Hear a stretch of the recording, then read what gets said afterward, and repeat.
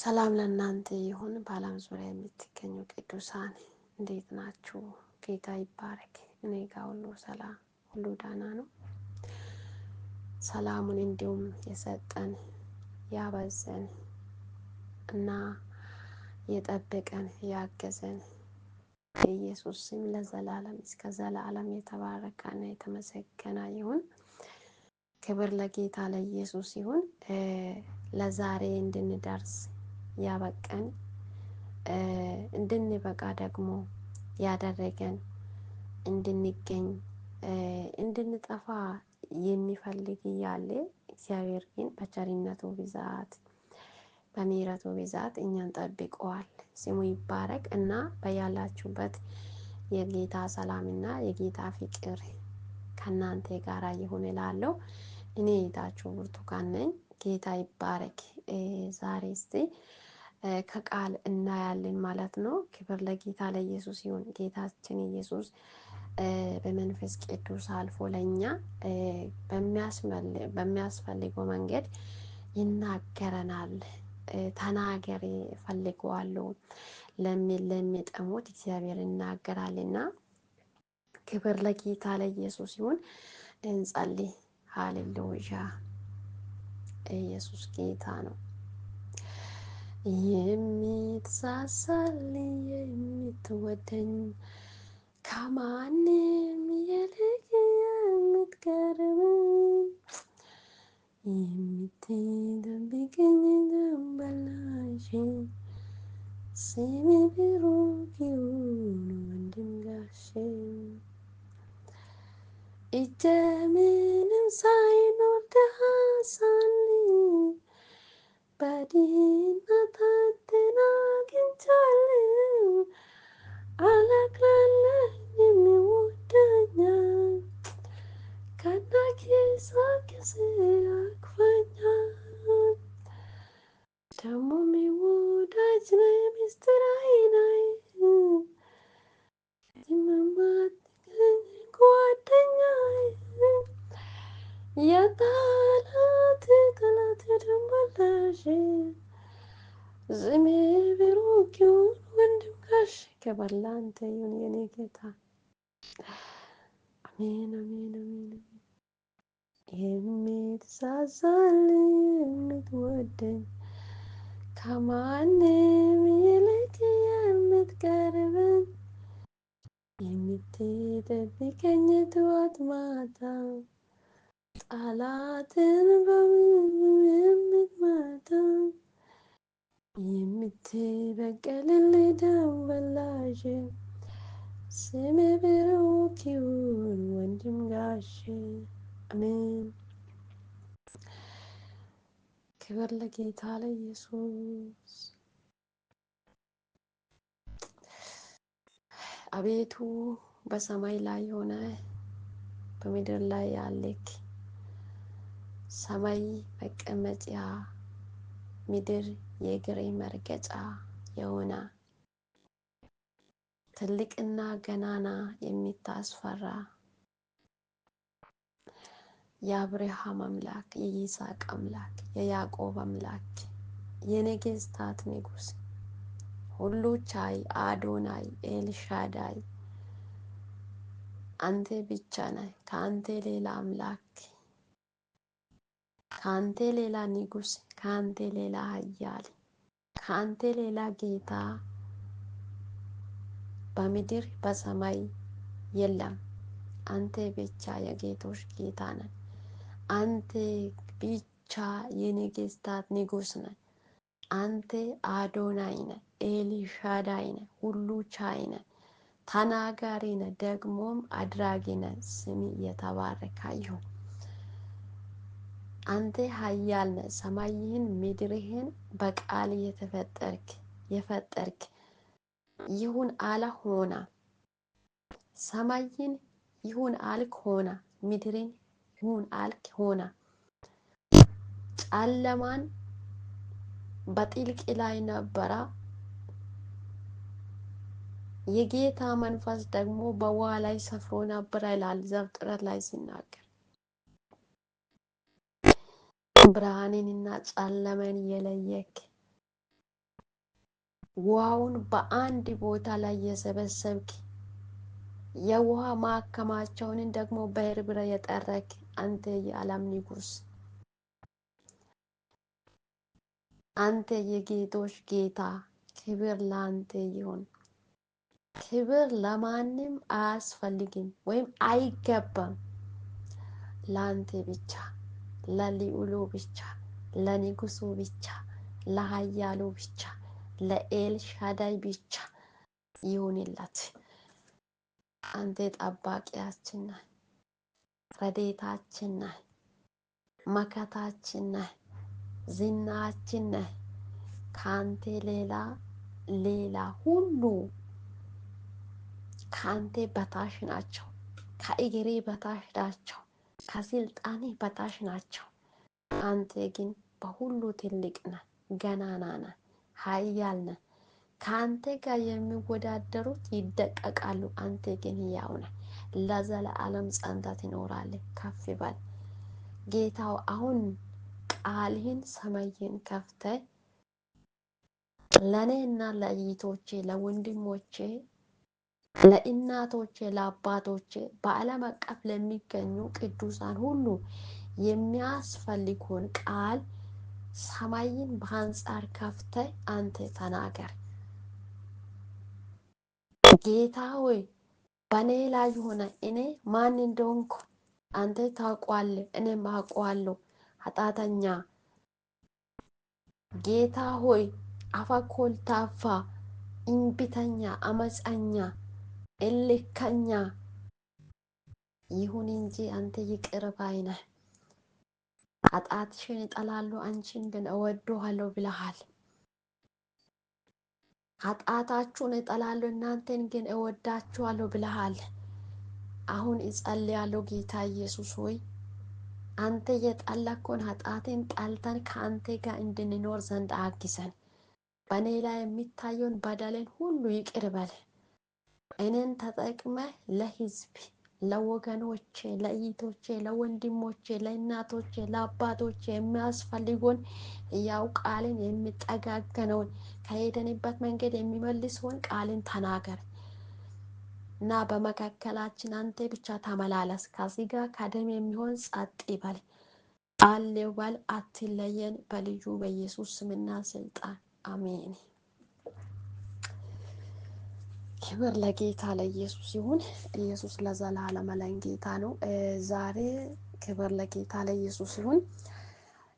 ቃሉን የምናየው ዋና ሀሳቡ ምንድን ነው ካላችሁ በቅድስና ዙሪያ ላይ ቃሉን እናያለን። በቅድስና ለእግዚአብሔር በቅድስና እንዴት መኖር እንችላለን በሚለው ሀሳብ ላይ ለእግዚአብሔር በቅድስና እንዴት መኖር እንችላለን? ቅድስና ምንድን ነው? ቅድስና ማለት ምን ቢያደርግ ነው? እንዴት ቢመላለሱ ነው? በእግዚአብሔር ፊት ቅዱስ ሆኜ ወይም ተቀድሼ እና ወይም በቅድስና ማመላለስ የሚችለው ምን ቢያደርግ ነው? ቃሉ ላይ ደግሞ ምን ይላል? እኔ አሁን እንዴት ነው ያለሁት? ይሄን ቃል እያደረግኩ ነው ወይ? እንደ ቃሉ እየተራመድኩ ነው ወይ? በእኔ ላይ ቅድስነት አለ ወይ? እና በሚለው በምን ለእግዚአብሔር ተቀድሼ ሊኖሪ? መዘመር ብቻ አይደለም፣ መስበክ ብቻ አይደለም፣ መጸለይ ብቻ አይደለም፣ ቤተ ክርስቲያንን መምራት ብቻ አይደለም። አማኞች ነን ብለን በቃ በእምነት ስም መጠራታችን ብቻ አይደለም። የሚያደርገው ነገር አለ። ለካ በእግዚአብሔር ፊት እየተመላለስኩ እየኖርኩ ጌታችን ኢየሱስ ስለ እኔና ስለ እናንተ የሞተው ሞትንም ደግሞ ድል አድርጎ ወደ አብ ሄደው ተመልሼ እመጣለሁ ብሎ ትልቅ የሆነውን ቃል ኪዳን የሰጠው ጌታችን ኢየሱስ እስኪመጣ ድረስ እንዴት ሆኜ መጠበቅ አለበት? እንዴት እየተመላለስኩ እያገለገልኩ እንዴት ሆኜ መጠበቅ አለበት? መቀደስ ማለት በምን በእግዚአብሔር ፊት በቅድስና እንመላለስ በሚሉ ሀሳብ ላይ ክብር ለጌታ ለኢየሱስ ሲሆን ከመጽሐፍ ቅዱስ እናያለን ማለት ነው። መጀመሪያ እግዚአብሔር ምን እንደሚል ኦሪት ዘሌዋውያን ምዕራፍ 20 ከቁጥር 7 እና ምዕራፍ 20 ቁጥር 7 እና 8 ብቻ እናያለንና ከዛ በኋላ ኢየሱስ ለዘላለም ጌታ ነው። ሮሜ 12ቱን በመጀመሪያ ላይ ያለውን እናያለንና ቀጥለን ደግሞ አንደኛ ቆሮንቶስ ምዕራፍ 5 ከቁጥር 13 እስከ 16 ያለውን ደግሞ እናያለን ማለት ነው። ቀጥሎ ደግሞ አንደኛ ጢሞቴዎስ ምዕራፍ 2 ከቁጥር 8 ቀጥለን እናያለን። በዛ ቦታ ስለ ቅድስና ምን ብሎ እንደሚናገር እናያለን ማለት ነው። ኢየሱስን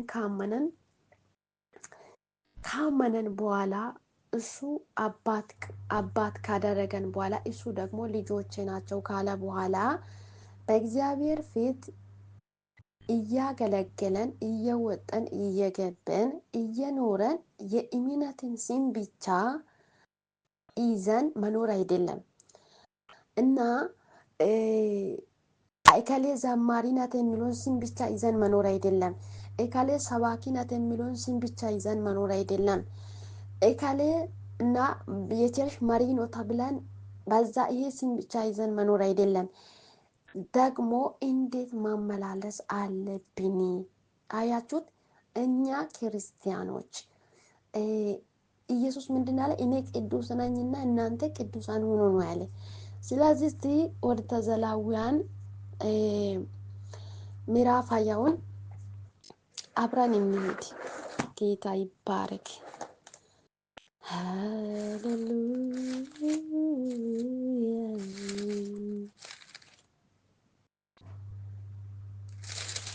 ኢየሱስ ለዘላለም ጌታ ነው፣ ስሙ ይባረክ።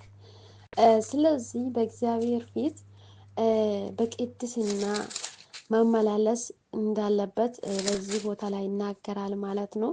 ክብር ለጌታ ለኢየሱስ ሲሆን እሺ በጌታ በኢየሱስ በልጁ በኢየሱስ ስም ሆኜ አነባለሁ።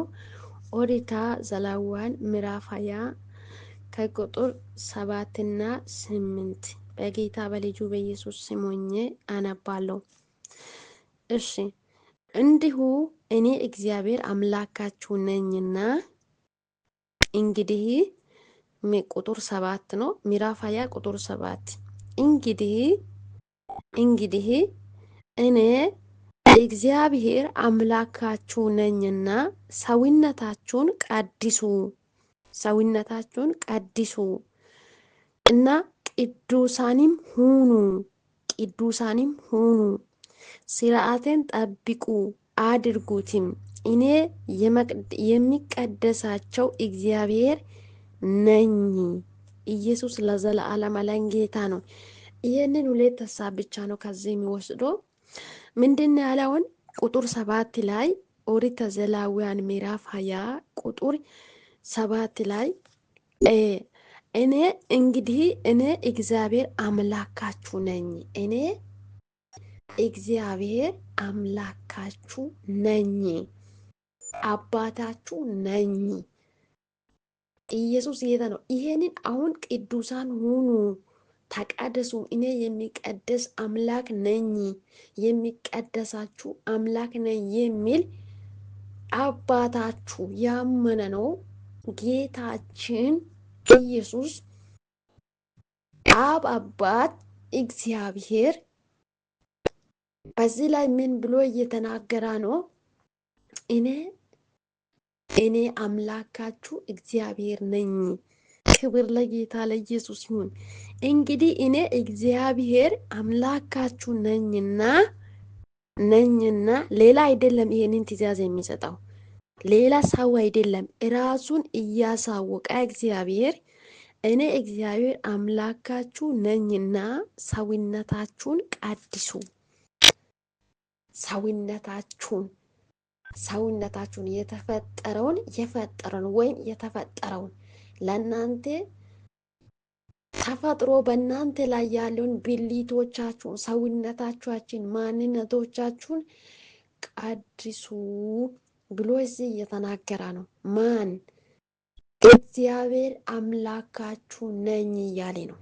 ይህንን ትእዛዝ የሚሰጠው የቤተ ክርስቲያን ሽማግሌ አይደለም፣ ለሌላ ሌላ አይደለም። ኢየሱስ ለዘላለም አለን ጌታ ነው። በሙሴ አማካይነት እግዚአብሔር ራሱ የተናገረ ቃል ነው። እኔ እግዚአብሔር አምላካችሁ ነኝና እና ኢየሱስ ጌታ ነው። ሰውነታችሁን ቀድሱ፣ እሺ ቅዱሳንም ሁኑ፣ ቅዱሳንም ሁኑ። ሰውነታችሁን ቀድሱ፣ ቅዱሳንም ሁኑ። ከተቀደሳችሁ በኋላ ምን ሁኑ? ቅዱሳን ሁኑ። በቃ ቅዱሳን ሁኑ። ከዛ በኋላ ምን ይላል? ቁጥር 8 ላይ ስርዓትን ጠብቁ፣ ስርዓትን የሚገባውን ስርዓትን ጠብቁ አድርጉትም፣ ደግሞ ጠብቁም አድርጉትም። መጠበቅ ብቻ አይደለም ማድረግ። እኔ የሚቀደሳችሁ እግዚአብሔር ነኝ። ይውላችሁ የሚቀደሳችሁ እግዚአብሔር ነኝ ማለት ነው። አንድ ሰው እግዚአብሔር ሆይ እኔ ለአንተ ተቀድሼ ተለይቼ መኖር እፈልጋለሁ ካለ ደግሞ ይሄ ሰው ከሱ በኩል የሚጠበቀውን ማድረግ አለበት። በቅድስና እንዴት መመላለስ እንደሚገባ በእግዚአብሔር ፊትም በሰው ፊትም ቅዱስ ሆኖ መመላለስና መኖር ከፈለጋ መጀመሪያ ይጸልያል። እኔ በአንተ ፊትም በሰው ፊትም ቅዱስ ሆኜ ተቀድሼ ኢየሱስ ጌታ ነው። በቅድስና ተቀድሼ መኖር ይፈልጋለሁ፣ መመላለስ ይፈልጋለሁ፣ ማገልገል ይፈልጋለሁ ካለ ወይም ካለን ከእኛ የሚጠበቁን እያደረገን ነው መጸለይ ያለበት። ዝም ብለን አይደለም። ናና ይህንን ቀድሰን ብለን እኛ እርኩስነትን ማድረግ እርኩስ በሆነ መንደር ላይ መገኘት አይደለም እኮ። እኔን ቀድሰኝ ቅዱስ ሆኜ መመላለስ ይፈልጋለሁ፣ በቅድስና መኖር ይፈልጋለሁ ካለን ከእኛ የሚጠበቁን እያደረገን ነው። ራሶቻችን ሴቭ እያደረገን ከክፉ ንግግር እግዚአብሔር በማይወደው ነገር ሁሉ ራሶቻችን ሴቭ እያደረገን እኔ ቅዱስ ሆኜ መኖር ይፈልጋለሁ ጌታ ሆይ ቀድሰኝ ብለን እየጸለየን ከአንቺ የሚጠበቁን እያደረግሽ ከአንተ የሚጠበቁን እያደረግ ሲጸልይ ቅዱስ ሆነ ተለይተ እንድትኖር እግዚአብሔር ያደርገዋል። ስሙት። በቃ እኔን ቀድሰኝ እያልክ ዝሙት መስራት አይደለም። እኔን ቀድሰኝ እያልክ እንደፈለክ ማውራት አይደለም። ማንነታችን ራሶቻችን ሴቭ ማድረግ ነው። ንግግራችን፣ አረማመዳችን፣ አስተሳሰባችን ሴቭ አድርገን ከቃሉ ጋር ማዛመድ፣ አንድ ማድረግ።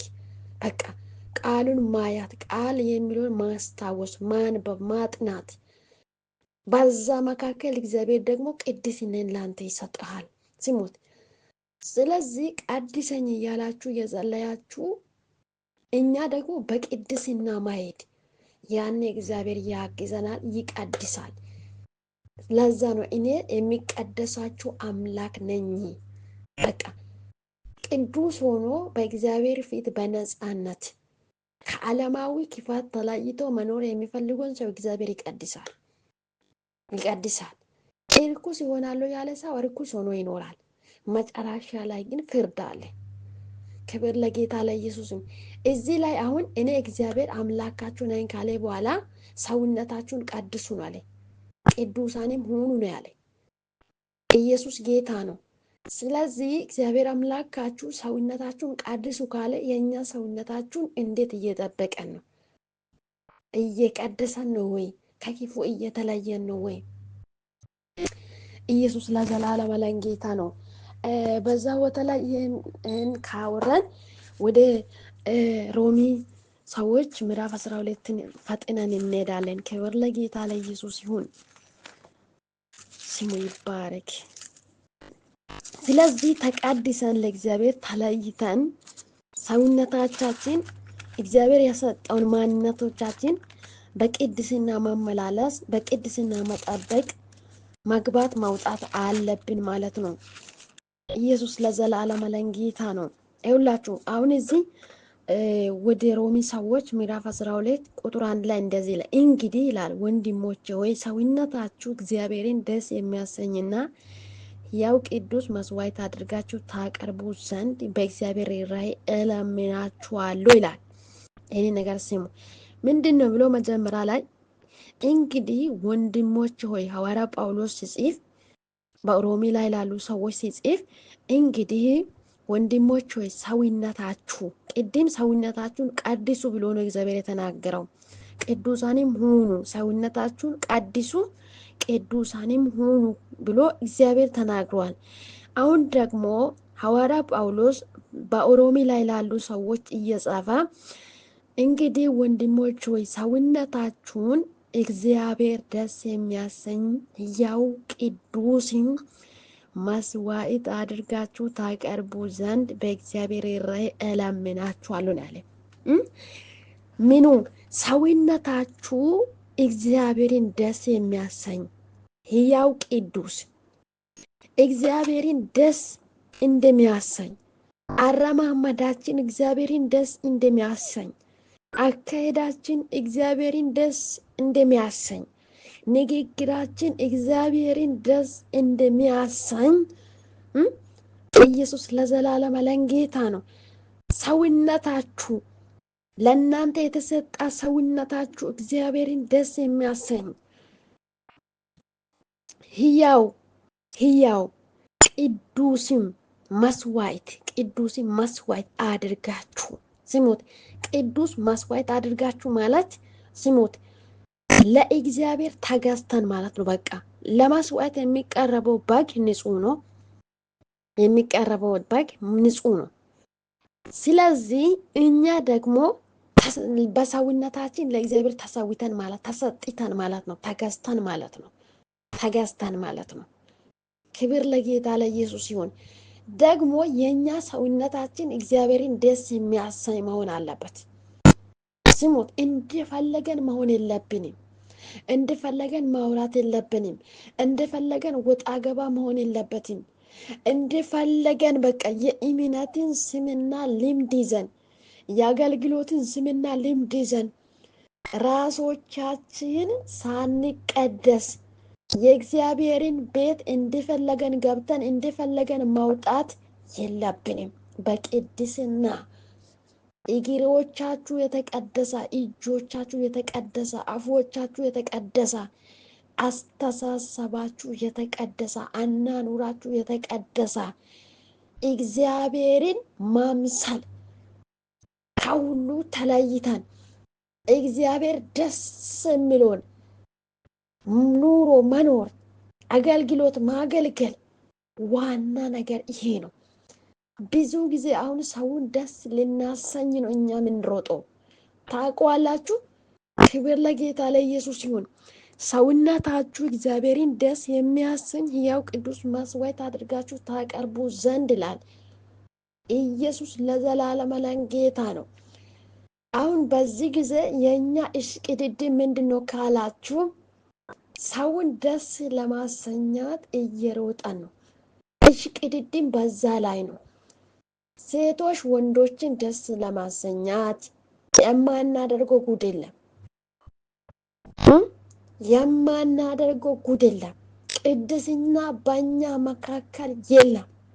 በቃ እኛ የምናደርገው ነገር ሁሉ ለሰው ለመታያት ሆኖ ቀርቷል። በእግዚአብሔር ፊት ራሶቻችን ዝቅ አላደረገንም። የእምነትን ስም ይዘን ግብዞች ሆነናል። በመንገድ ላይ እናን ስናይ ወንድ ነው የምንመስለው። ሁላችንም ወንድ፣ ሴቶች ሁሉ ወንድ። በቃ ሴት እንደሆነች በጠጉሯና በጡቷ ነው የምትለየው። በሌላ ነገር ሁሉ ወንድ ነው በሉት። ራሶቻችን ሰቅለን መንገድ የኛ ነው። ሁሉ ቦታ ላይ ቅድስና የለም። የእግዚአብሔርን ቃል ትተን ራሶቻችን አላዋረደንም። ለማሳየት በመንገድ እንወጣለን። ስሙት፣ በቅድስና ራሱ ዝቅ አድርገን ለእግዚአብሔር ተገዝተን፣ ስሙት፣ ተገዝተን ተሰጥተን በሙሉ ብቻ አፋችን አይደለም ልቦቻችን ማንነቶቻችን ለእግዚአብሔር ተገዝቶ ዝቅ እያለን በእግዚአብሔር ፊት በእውነት ማምለክ ካልቀራ ማገልገል ካልቀራ መኖር ካልቀራ ራሶቻችን ደስ ለእግዚአብሔር ደስ የሚያሰኝ መስዋዕት አድርገን ቅዱስ መስዋዕት አድርገን እያቀረበን ከእግዚአብሔር ጋር በአንድነት መኖር ነው። ዋና ነገር ይሄ ነው። ቅድስና የሌላ ዝማሬ ከንቱ ነው። ቅድስና የሌላ ስብከት ከንቱ ነው። ተቀደሱ፣ ራሶቻችሁን በእግዚአብሔር ፊት አዋርዱ። ሲሞት ብቻ ሰው የሚያይበት ቦታ ብቻ አይደለም እኛ ቅዱሳን የምንሆነው። ሰው በሌለበት ቦታ እግዚአብሔር አለ። በጉድጓድ ውስጥ ቢሆን በየትም እግዚአብሔር እንዳለ ይውቁትና ተቀደሱ። ክብር ለጌታ ለኢየሱስ ይሁን። ኢየሱስ ጌታ ነው። ሃሌሉያ። አሁን ደግሞ ኢየሱስ ሰዓትን ለመጠቀም ፈጥነዋለሁ። ኢየሱስ ለዘላለም ጌታ ነው። አንደኛ ቆሮንቶስ ክብር ለጌታ ለኢየሱስ ይሁን። አንደኛ ቆሮንቶስ ምዕራፍ 11 ላይ ክብር ለጌታ ለኢየሱስ ይሁን። ሃሌሉያ። ምዕራፍ 11 ላይ ከቁጥር 5 ቀጥዬ ላነበው። ከቁጥር 5 ቀጥዬ እስከ 13 ያለበትን ቦታ አነባለሁ። በጥሞና ስሙት። ብዙ ነገር ሊናገር ይችላል። እኔ ደግሞ በዚህ ሀሳብ ላይ ነው ማነሶና ከቁጥር 5 ቀጥዬ ላነበው። አንደኛ ቆሮንቶስ ምዕራፍ 11 ከቁጥር 5። ክብር ለጌታ ለኢየሱስ ይሁን። ስሙት። ኢየሱስ ለዘላለም ጌታ ነው። ኢየሱስ ጌታ ነው እና ራሱን ተኮናንቦ ከቁጥር 4 ሊቀጥል ራሱን ተኮናንቦ የሚጸልይ ወይም ትንቢት የሚናገር ወንድ ሁሉ ራሱን ያዋርዳል። ራሷንም ሳትሸፈን ግን የምትጸልይ ወይም ትንቢት የምትናገር ሴት ሁሉ ራሷን ታዋርዳለች። እንደተላጨች ይህል አንዱ ነውና። ሴትም ራሷን ባትሸፈን ጠጉሯን ደግሞ ትቁረጥ። ለሴት ግን ጠጉሯን መቁረጥ ወይም መላጫት የሚያስፈራ ከሆነ ራሷን ትሸፍን። ወንድ የእግዚአብሔር ምሳሌና ክብር ስለሆነ ራሱን ማኮናነብ አይገባም። ሴት ግን የወንድ ክብር ናት። ሴት ከወንድ ናት እንጂ ወንድ ከሴት አይደለምና። ሴት ስለ ወንድ ተፈጠረች እንጂ ወንድ ስለ ሴት አልተፈጠረምና። ስለዚህ ሴት ከመላእክት የተነሳ በራሷ ስልጣን ሊኖራት ይገባል። ነገር ግን በጌታ ዘንድ ሴት ያለ ወንድ፣ ወንድም ያለ ሴት አይሆንም። ሴት ከወንድ እንደሆነች እንዲሁ ወንድ ደግሞ ከሴት ነውና፣ ሁሉም ከእግዚአብሔር ነው። አሁን በደምብ ስሙ። በእናንተ በራሳችሁ መካከል ፍረዱ። ሴት ራስዋን ሳትሸፈን ወደ እግዚአብሔር ልትጸልይ ይገባታልን? ወንድ ጠጉሩን ቢያስረዝም ነውር እንደሆነበት፣ ሴት ግን ጠጉሯን ብታስረዝም ክብር እንደሆነላት ተፈጥሮውን አያስተምራችሁምን?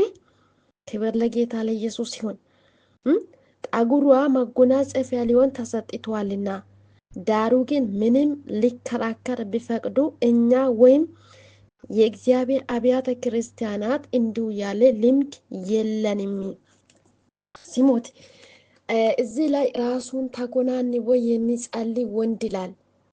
ራሱን ያዋርዳል። ራሱን ከፍ እያደረገ የራሱን ግብዝነት እያሳየ ያለ ቅድስና የሚጸልይ ወንድ ቢኖር ራሱን ያዋርዳል ይላል። ቀጥሎ ቁጥር 5 ላይ ምንድን ያለ? ራሷን ሳትሸፈን ግን የምትጸልይ ወይም ትንቢት የምትናገር ሴት ሁሉ ራሷን ታዋርዳለች፣ እንደ ተላጨች ይህል አንዱ ነውና ካልሸፈነች ጸጉሯን። ይህንን ነገር ስሙ። አሁን በዚህ ጊዜ ላይ ያለነው ሴቶች ጸጉሮቻችን እየሸፈነን ነው ወይ? የእግዚአብሔር ቃል መቼ አደረገን? መቼ ሳመኒ? እንሰብካለን፣ የተሰበከውን እንሰማለን፣ ግን አናደርገውም። ይህንን ነገር ስሙ በደንብ። አንድ ሴት ስትጸልይ ይላል እዚህ ላይ ትንቢት ስትናገር ጸጉሯን ትሸፍን ነው። ካልሸፈነች ጸጉሯ ትቁረጥ ነው። ስሙት፣ አማራጭ ወይም መቁረጥ ወይም መሸፈን ነው። አይቋረጥም ደግሞ አልሸፍንም ካላችሁ የእግዚአብሔርን ቃል ካላደረገን ሩጫችን ሁሉ ከንቱ እንደሆነ ቁጠሩ። ስሙት፣ ቁጠሩት። እዚህ ላይ ሐዋርያ ጳውሎስ ሲናገር፣ ሐዋርያ ጳውሎስ መጽሐፍ ቅዱስን ሲጽፍ በመንፈስ ቅዱስ ነው። በመንፈስ ቅዱስ ምሪት ነው የጻፈው። ስለዚህ ስሙት፣ ራሶቻችን እዚህ ላይ ስትጸልይ ነው የሚለው። ስትጸልይና ትንቢት ስትናገር ጸጉሯን ትሸፍን ይላል። ትሸፍን። ስሙት፣ አሁን በኮሄራት ላይ በአካል ቸርች ላይ ኮይራት አንድ ሆኖ የሚያገለግለው ቦታ በግድ ነው፣ በቃ ለግድ ነው ሴቶቹ ጸጉሩን የሚያስሩት። በቃ ፍሬዝ አድርጎ እዚህ እንትን አድርጎ እንደ ወንድ ማለት ነው እያደረገን በቃ ለሰዎች መታየት እንወዳለን። የእውነቱን መናገር ከሆነ እኔንም ጨምሮ ነው። ይሄ የእግዚአብሔርን ቃል ካልጠበቀን አገልግሎታችን ከንቱ ነው። ትንቢት ስትናገሩ የእግዚአብሔርን ቃል ስታነቡ ሴቶች እኔን ጨምራችሁ ለጌታ ክብር ይኖር፣ ለቃሉ ክብር ይኖር። ትንቢት ከመናገራችሁ በፊት ጸሎት ከመጀመራችሁ በፊት ጸጉሮቻችሁን ሸፍኑ። የእግዚአብሔርን ቃል መጠበቅ፣ እግዚአብሔርን መፍራት ማለት ይሄ ነው። የእግዚአብሔርን ቃል ማድረግ ነው። ካላደረገን ግን ሩጫችን ከንቱ እንደሆነ ቁጠሩ። ጸጉሩን ለምንድን ነው የሚሸፍነው? እከሌት አገልጋዮች እከሌና እከሌ አገልጋይ አይዘጉም እኮ ከፍቶ ነው የሚዘምሩ። ከፍቶ የራሳቸው ጉዳይ። ቃሉን መጠበቅ እኮ ለአንቺ ነው መልካም፣ ለአንቲ ነው መልካም። የእግዚአብሔርን ቃል መጠበቅ እከሌ ከጠበቃ ጠብቅ፣ ካልጠበቃ አትጠብቅ የሚል የተጻፈበት ቦታ የለም። ጠብቅ ነው በቃ። ለሁላችንም የተሰጠ ትእዛዝ ነው። ቃሉን ሰምተን ቃሉን አድርገን በእግዚአብሔር ፊት በመልካምነት ብንመላለስ ለኛ መልካም ነው። ቃሉን መስበክና መናገር መስማት ብቻ አይደለም። ዋና ነገር ምንድነው? ቅዱሳኖች ማድረግ ነው። ሰው ቢኖርም ባይኖርም ስትጸልዩና የእግዚአብሔርን ቃል ስታነቡ ትንቢት ስትናገሩ ጸጉሮቻችሁን እይቶቻችሁ ሸፍኑ። በቅድስና ተመላለሱ። በሁሉ ኢየሱስዬን ምሰሉ። በልብ ብቻ አይደለም። ብዙ ጊዜ እግዚአብሔር ልብን ነው ይፈልገው ይባላል፣ ግን እንደዚህ የሚለውን መጽሐፍ ቅዱስ አላየው። መጽሐፍ ቅዱስ ላይ እኔ ልቦቻችሁን ብቻ ነው የሚፈልገው፣ በሌላ አካላት እንደፈለጋችሁ ሁኑ፣ ከልብ ብቻ ለእኔ ከተሰጣችሁ ይበቃችኋል የሚልበት ቦታ አላየሁት። በሁሉ እኔን የሚሰሉ ነው። በሁሉ እኔን የሚሰሉ ክብር ለጌታ ለኢየሱስ ሲሆን ስሙት። ይኸውላችሁ ዝም ብለን ሩጫ አንድ ተማሪ ሲሮጥ አንደኛ እወጣለሁ ብሎ ነው የሚሮጠው። አመት ሙሉ ሲማር ከ8ኛ ወደ 9ኛ አልፋለሁ ብሎ ነው የሚማረው።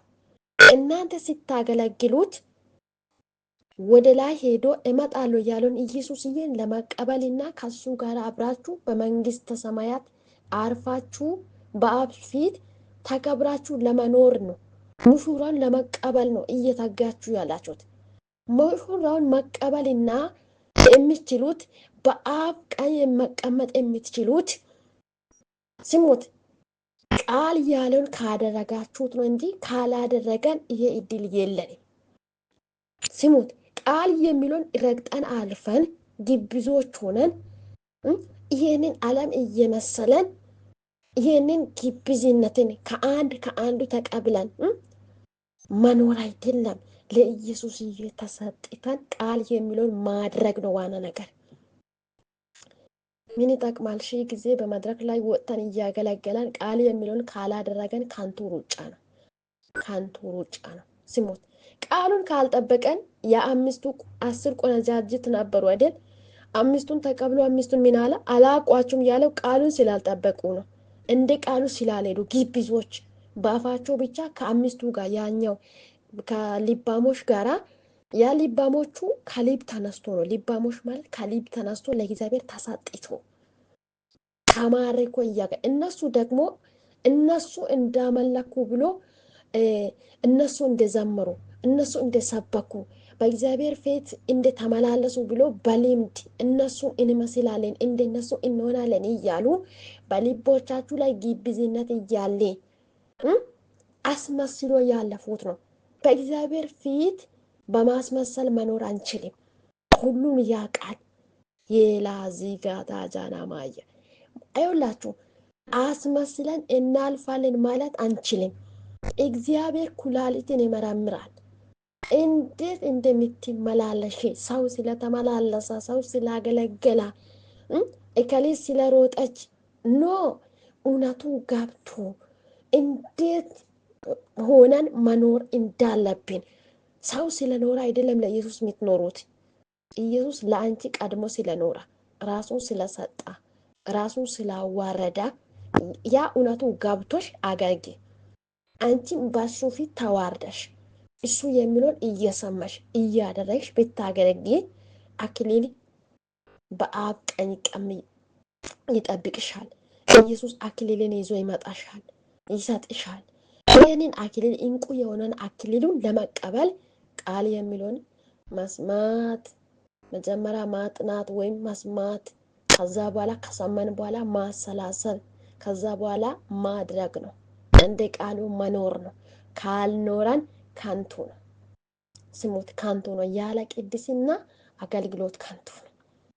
ስለዚህ ሴቶች እዚህ ላይ ቃል ምንድን ነው የሚለው? ራሷን ሳትሸፈን ትንቢት የምትናገር ሴት የምትጸልይ ሴት ቢኖር ይላል ራሷን ታዋርዳለች። በማን ፊት? በእግዚአብሔር ፊት። ስሙት፣ በእግዚአብሔር ፊት፣ በእግዚአብሔር ፊት። መጨረሻችን ውርደት ነው የሚጠብቀው። በቅድስና ማመላለስ አለብን። ይውላችሁ ልምዱን እናስቀምጠው። ኢየሱስዬን መስለን ነው። ክብር ለጌታ ለኢየሱስ ይሁን። ስለዚህ እስቲ እናንተ ራሳችሁ ፍረዱ ትላል። እናንተ ራሳችሁ ፍረዱ። እንዴ አንድ ሴት ጸጉሯን ሳትሸፍን መጸለይ ይገባታል ወይ ይላል። እናንተ ራሳችሁ እስቲ በመካከላችሁ ፍረዱ ይላል። ይውላችሁ እግዚአብሔር ሕያው ነው። እግዚአብሔር ቅዱስ ነው። እግዚአብሔር አምላክ ነው። እግዚአብሔር ትልቅ ነው። በሱ ፊት በማንቀጥቀጥ ማገልገል፣ መኖር፣ መዘመር፣ መሰጣት አለብን እንጂ በእግዚአብሔር ፊት የምንመላለሰው በልምድ አይደለም። በልምድ አይደለም። በልምድ አይደለም። በልምድ አይደለም። ትላንት እንደለመድኩ ዘምሬ አልፋለሁ። ትላንት እንደለመድኩ ሰብኬ አልፋለሁ። አይደለም፣ አይደለም። በማንቀጥቀጥ ራሶቻችን አዋርደን ዝቅ ብለን ቃል የሚለውን እያደረገን በቅድስና እንመላለስ። ስትጸልዩ ጸጉሮቻችሁን ሸፍኑ። ትንቢት ስትናገሩ ጸጉሮቻችሁን ሸፍኑ።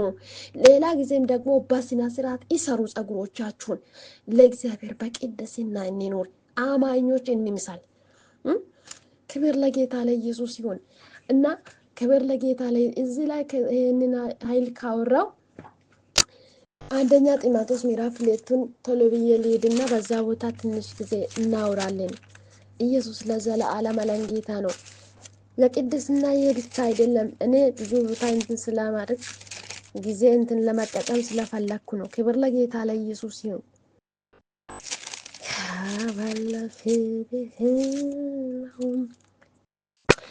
እና አንደኛ ጢሞቴዎስ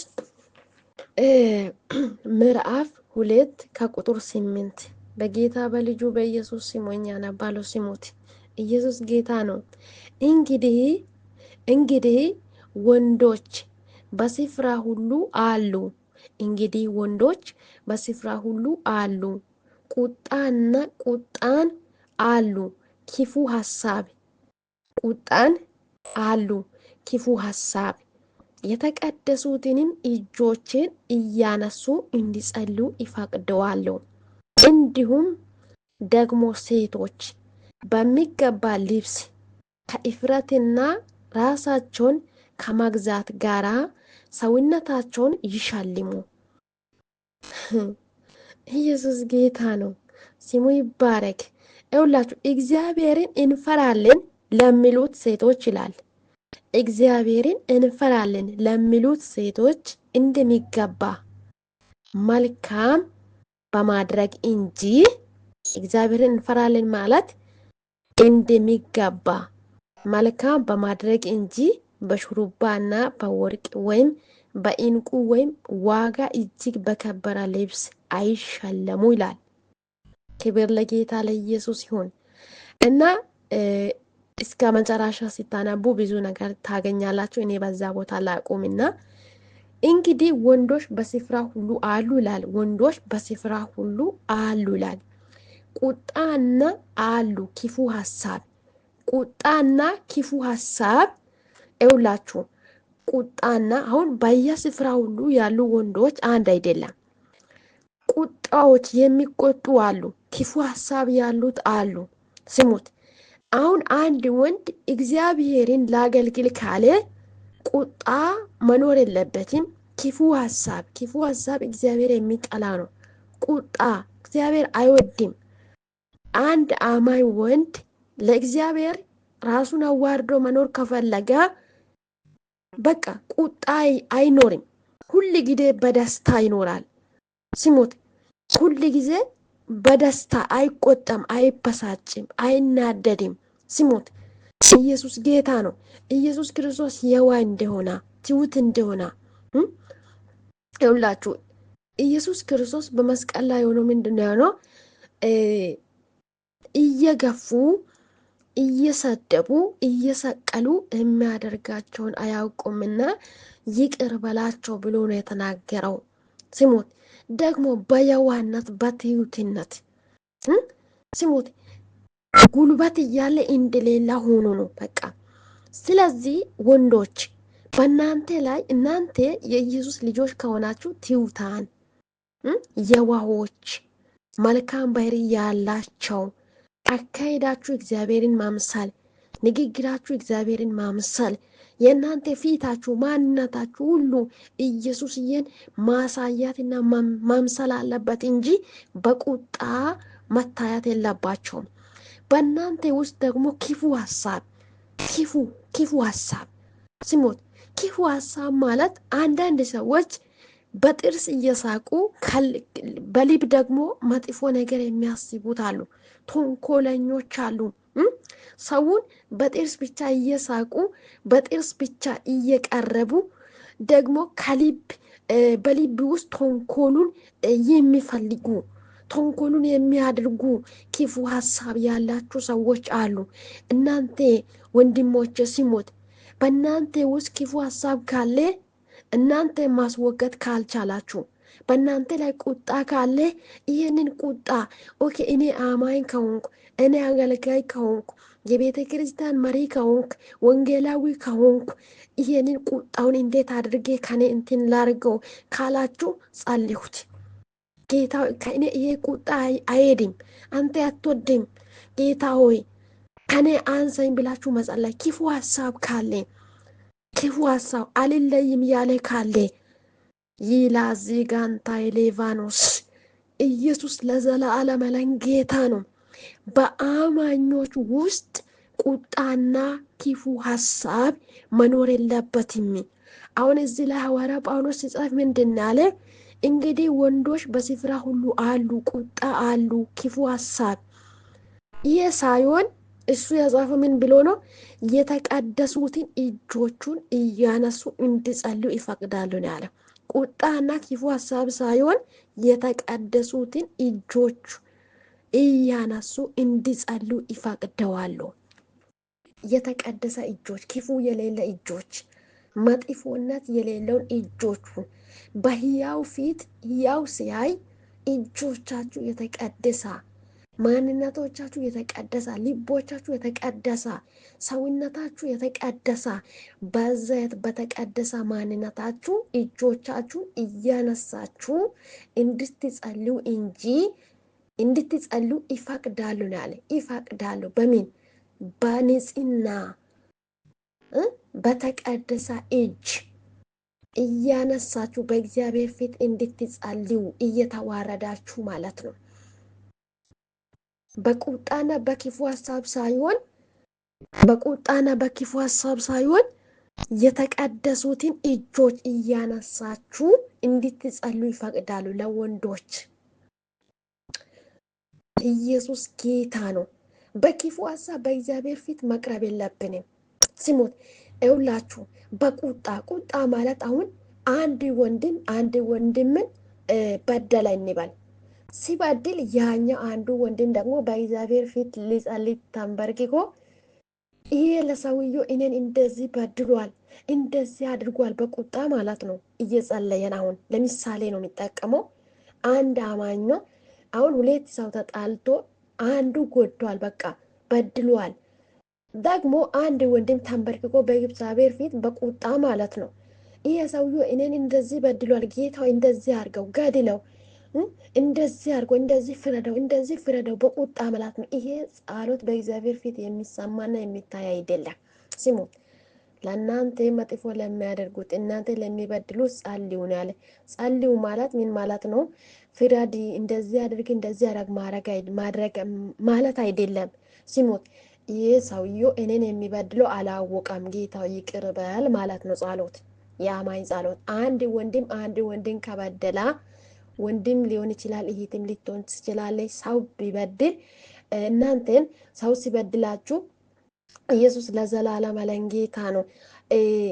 በእናንተ ላይ ክፉ እጁን ቢያነሳ ክፉ ነገር ቢናገር ጌታው ይሄ ሰው ወይም እቺ ልጅቷ ወይ እና እናቶች፣ አባቶች፣ ብዙ ሰዎች ሊሆን ይችላል እናንተን የሚጎዳ በቃ ይሄ ነፍስ አላወቀም፣ ጌታው አንተ ይቅር በል፣ በቃ ይቅር በል። ቢያቆን ኖሮ እንደዚህ አድርግም፣ ቢታቅ ኖሮ እንደዚህ አታድርግም፣ ስላላወቃች ነው ይቅር በል ብለን ስንጸልይ አብ አባት በላይ በሰማይ ምን ይላል ካላችሁ በእናንተ ጸሎት ላይ ደስ ይላል፣ ደግሞ ይከበራል።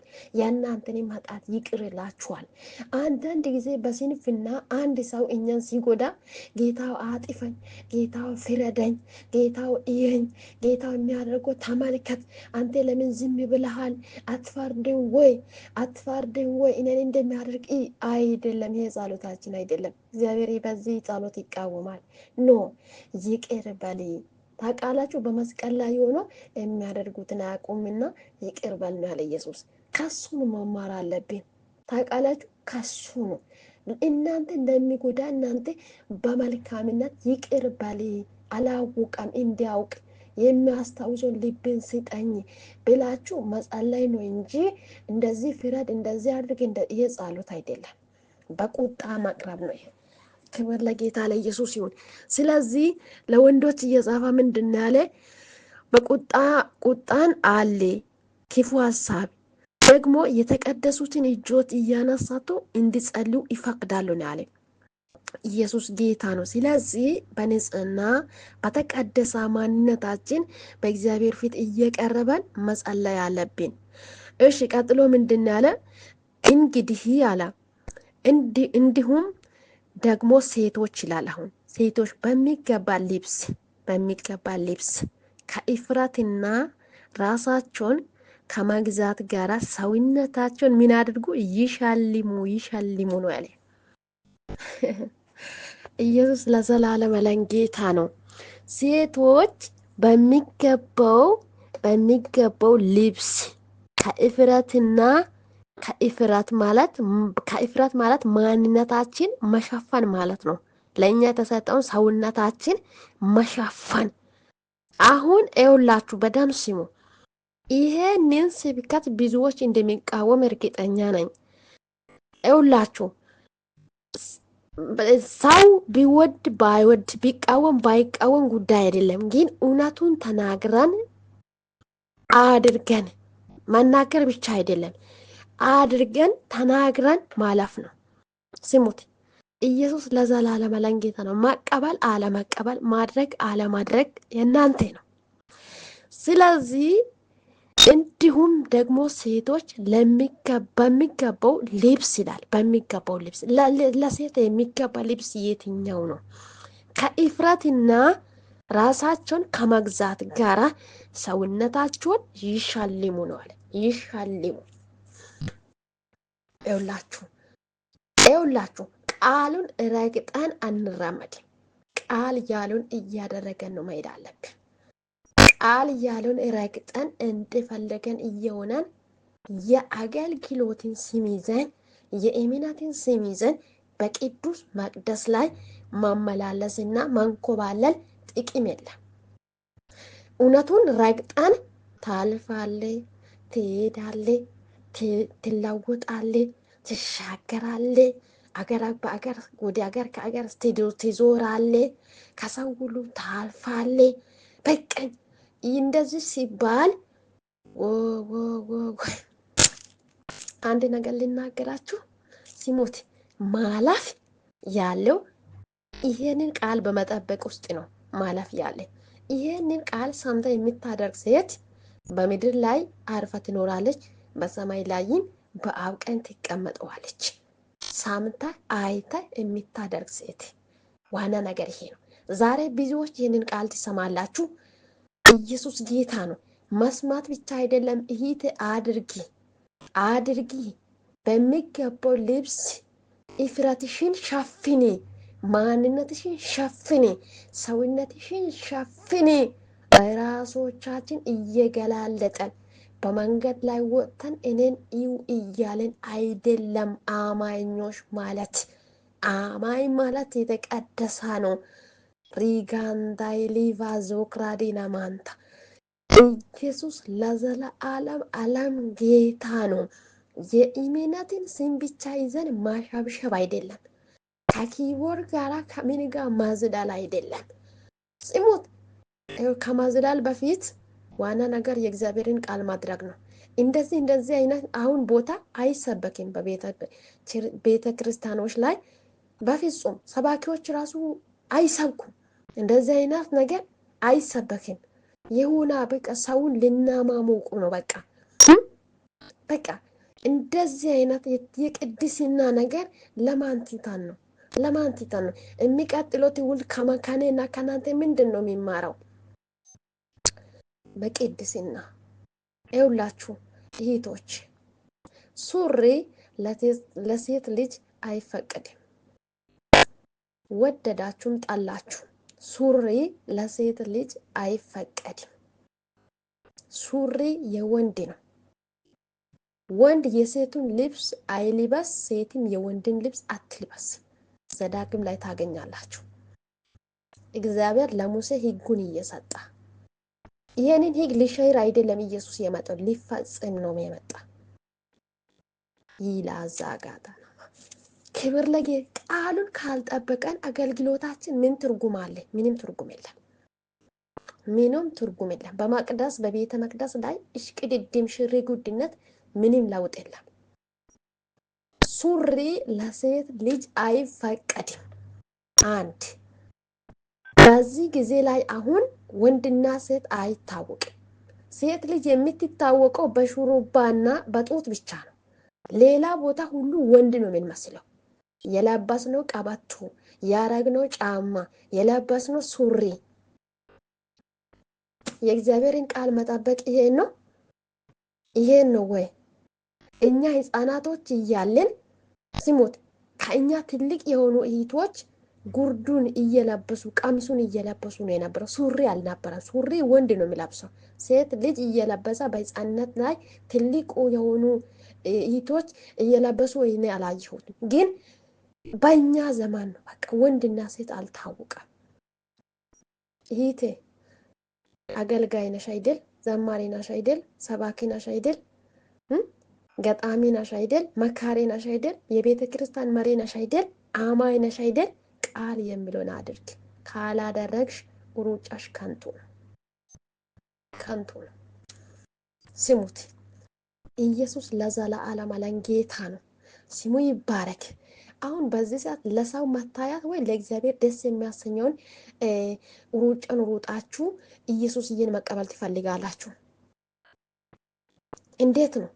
አሁን በዚህ ሰዓት ላይ ሱሪ እንለብሳለን በሉ፣ በመንገድ ላይ እንወጣለን። ሱሪ ሴት ልጅ መልበስ ማለት የኔን ማንነት እዩ ማለት ነው።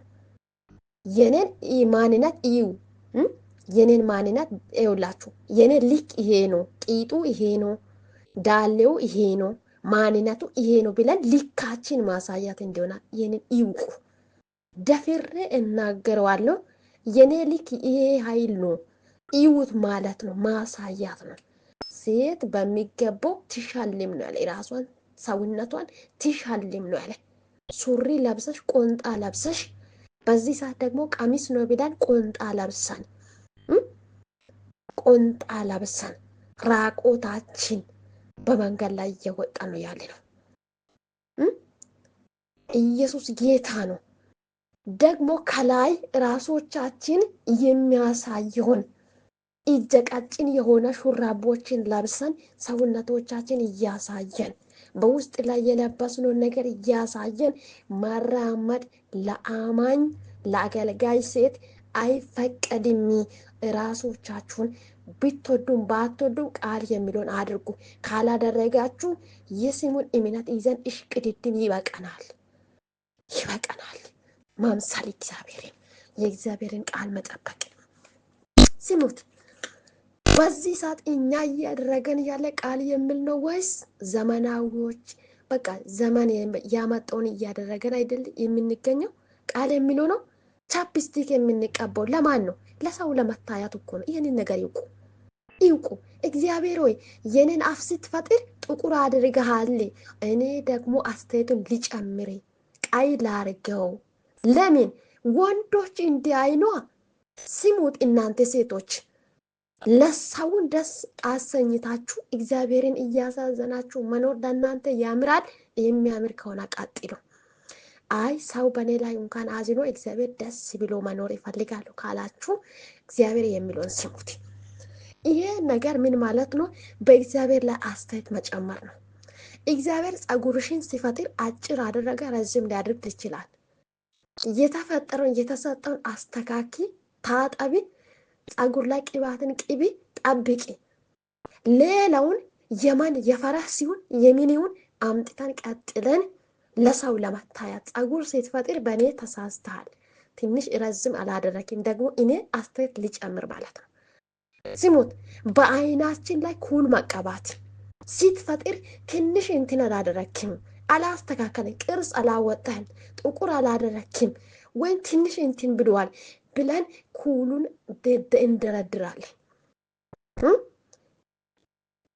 አሁን ደግሞ እልሹር መቀጠል መጥቷል። ከዛ በኋላ ጥፍር መቀጠል። ጥፍር ይሄ የማን ነው? አሁን በእጃችን ላይ የምታደርጉት ጥፍር የጅብ ነው? የፈረስ ነው? የሚን ነው? እስቲ አስታወሱ ትውልድ። ለሰው እንታያለን ብለን ከእግዚአብሔር እየራቀን ነው። ይሄንን ነገር ልብ አድርጉ። ይሄንን ነገር ልብ አድርጉ። በጥፍራችሁ ላይ የምትቀቡት ቀለም ስትፈጥር ቀይ አላደረክም፣ ስትፈጥር ጥቁር አላደረክም፣ እኔ ደግሞ አስተያየትን ሊጨምር ማለት ነው። እግዚአብሔር አንቺን ሲፈጥር አልተሳሳተም።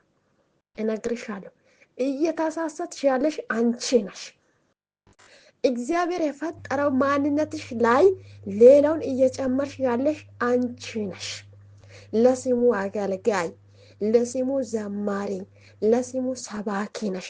ለስሙ ቤተ ክርስቲያን መሪ ነሽ። የእግዚአብሔርን ቃል ያልጠበቅሽ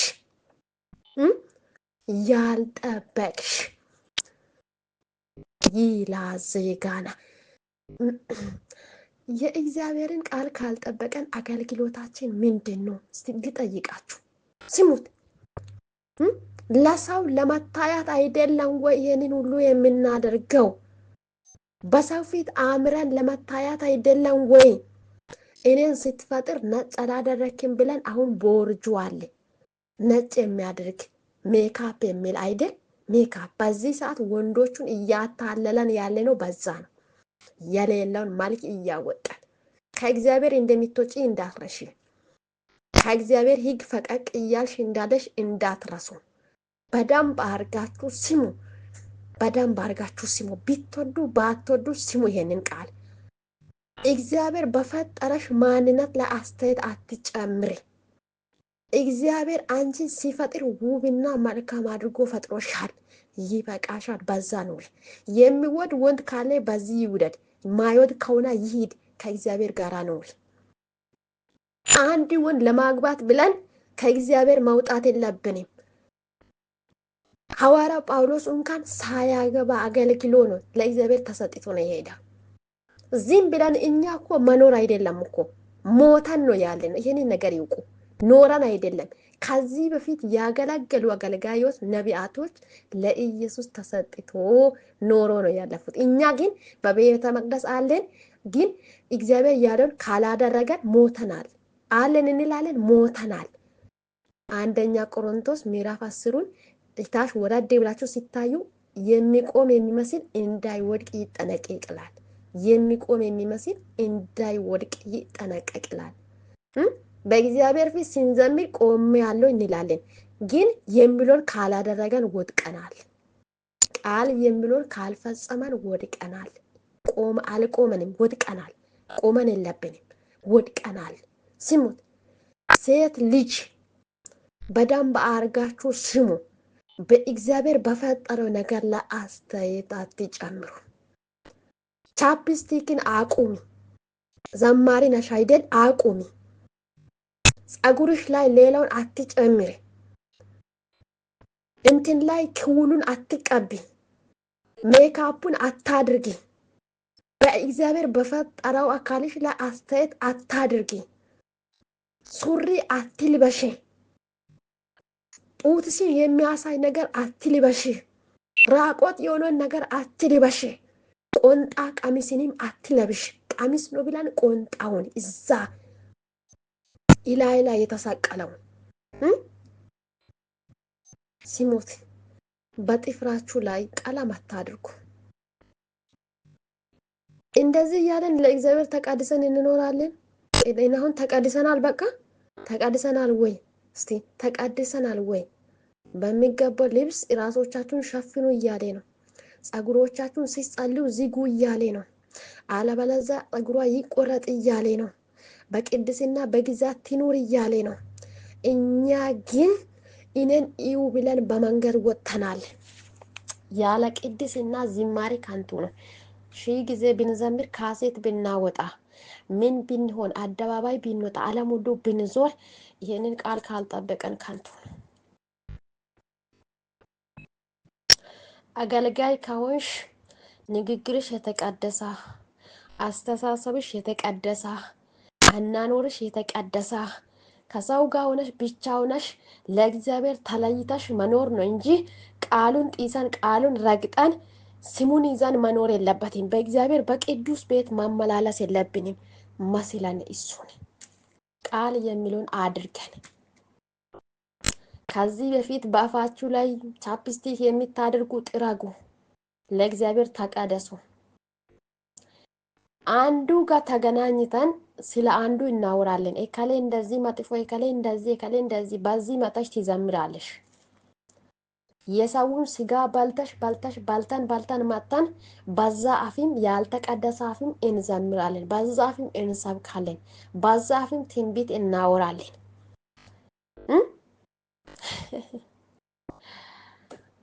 አይ ልክ ነው። ዛሬ የተሰጠውን ቦታ ሸፍነሽ ታልፋለሽ። የተሰጠውን መሪነት ሊሆን ይችላል፣ ጸሎት ሊሆን ይችላል፣ ዝማሬ ሊሆን ይችላል፣ ስብከት ሊሆን ይችላል። ሸፍና ታልፋለሽ። ግን ይሄ መስዋዕት በእግዚአብሔር ፊት ካላማራ ምን ይጠቅማል? ምን ይጠቅማል? የምናገለግለው ለሰው ነው ወይ ለእግዚአብሔር ነው? እስቲ ሲሞት በእግዚአብሔር ፊት የታየ መስዋዕት የሰውን ልብ ያሳርፋል። በእግዚአብሔር ፊት ያላማራ መስዋዕት ምን ያደርጋል? በእግዚአብሔር ፊት ያላማራ ሩጫ ምን ያደርጋል? ምን ያደርጋል? ከንቱ ሩጫ ነው፣ የልፋት ሩጫ ነው። በቅድስና እንመላለስ እህቶች፣ ወንድሞች፣ በቅድስና እንመላለስ። አንዳንድ ጊዜ ወንዶችም ደግሞ በዛ ጂንሶች የተበጠሰውን ከፊት ለፊት የተበጠሰውን ደግሞ ስንለብስ ቀበቶ ይሄ ቀበቶን ወደ እዛ ታች ላይ አድርገን በውስጦቻችን የለበስነው ነገር እንዲታይ አድርገን እንለብሳለን። አጭር ሹራቦቹን ለብሰን ይሄ ግብዝነት ነው። እግዚአብሔርን የሚፈራ ወንድ ራሱን የገዛ ነው። በቃ የገዛ በሁሉ እሱን የመሰለ በሁሉ በንግግሩ ኢየሱስ ለዘለዓለም ዓለም ጌታ ነው። ማወጣጠር የለብንም። እኔ የእከሌ ልጅ ነው ብለን ራሶቻችን ዘር ማንዘሮቻችን ማሳየት መናገር የለብንም። ወንድሞቼ እነግረዋችኋለሁ፣ እናንተን አንድ ሰው ቢሰድቡ እንኳን ይሄንን ሰው ከቻላችሁ ማርቁት። መጽሐፍ ቅዱስ እንደሚል ለስጋ አትሸነፉ፣ እናንተ በመንፈስ ቅዱስ ስጋን አሸንፉ እንጂ። አንድ ሰው ከሰደባ ይህንን ሰው መልሳችሁ ከሰደባችሁ ለስጋ ተማሪካችኋል ማለት ነው። ስጋ እናንተን አሸንፏል ማለት ነው። አንድ ሰው ከመንፈስ ቅዱስ ስጋን አሸነፈ ማለት ሰው ሲሰድብ አንተ ተባረክ ቢታውቅ ኖሮ እንደዚህ አትልም ይላል። በቃ አሁን ይሄ ሰው በመንፈስ ቅዱስ ምን ሆኗል? ስጋን አሸንፏል ማለት ነው። ስሙት።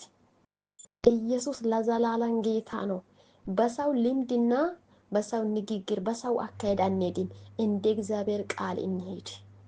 ቃል ምን ይላል? አድርግ። ስሚ፣ ቃል ምን ይላል? አድርግ። አሁን በዚህ ጊዜ ላይ በሚዲያ የሚያገለግሉ አገልጋዮች አሉ። ነቢያት፣ ዘማሪያን በቪዲዮ የምናያቸው በብዙ አደባባይ የምናያቸው እነሱ ቀለም ቀብቶ ቆሞ ቢያገለግሉ እነሱን አይደለም ማየት አለባችሁ። እናንተ ቃሉን ተመልከቱ እባካችሁ፣ እባካችሁ። ሰውን የሚያይ ይሰናከላል። የእግዚአብሔርን እውነት የሆነን ቃል እዩ፣ ትድናላችሁ፣ ትኖራላችሁ፣ በህይወት ትኖራላችሁ። ቃሉን መስማትና ማድረግ ነው ዋና ነገር። ሰምተን ከጆሮአችን የምናልፍ ከሆነ ማናደርግ ከሆነ ለውጥ የለም። ስለዚህ ከእናንተ የሚወለዱ ልጆች ከእናንተ ምኑን ይወስዳል? ምኑን ይወስዳል? እስቲ ምኑን ይወስዳል?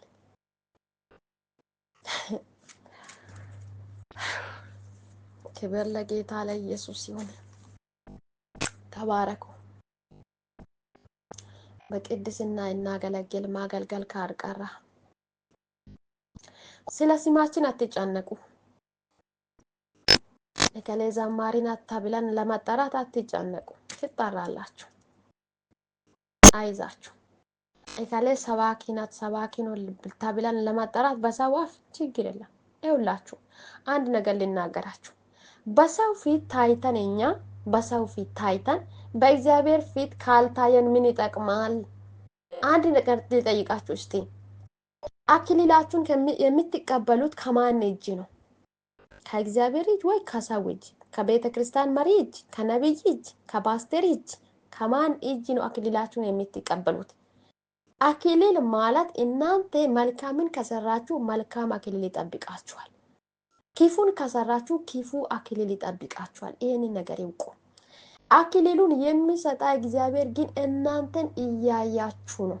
ሰው በሚያይበት ቦታ፣ ሰው በማያይበት ቦታ ሁሉ እግዚአብሔር እናንተን እያያችሁ ነው። እናንተ እንዴት ናችሁ ግን? እንዴት ናችሁ? ኢየሱስ ለዘለዓለም ዓለም ጌታ ነው። በዚህ ጊዜ ላይ ደግሞ በስልክ ሆነን ይውላችሁ በስልክ ሆነን አንድ ሴት አንድ ወንድ ጓደኛ ማሞች ሆኖ ፍቅር ይጀምራሉ።